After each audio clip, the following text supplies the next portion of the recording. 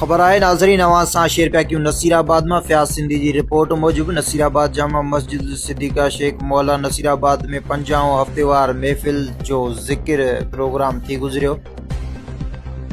बफ़ैज़ान नज़र सिलसिला सालार नक्शबंद मजदिद दौरान पीर तरकियत रहबर शरीयत हज़रत मोहम्मद ताहिर अब्बासी नक्शबंदिल मारूफ हक महबूब सजन साईं दामत बरकातहम अला ज़ेर सदारत हज़रत अल्लामा व मौलाना किबला खलीफा साईं कारी अब्दुल्ला पंवर ताहिरी जिन कई रूहानी तलबा जमायत व जमायतुल मुस्लिमीन ब्रांच शेख मौला नसीराबाद के तरफा हफ्तेवार महफिल ज़िक्र जो 50 प्रोग्राम जुमेरात बाद नमाज इशा ते मल्हायो वियो।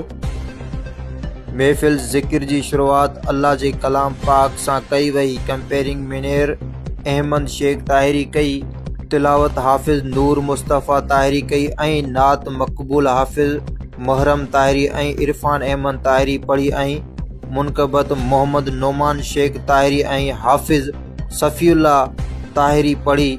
आखिर में लेक्चर हाफिज़ अब्दुल रहमान शेख ताहिरी कयो।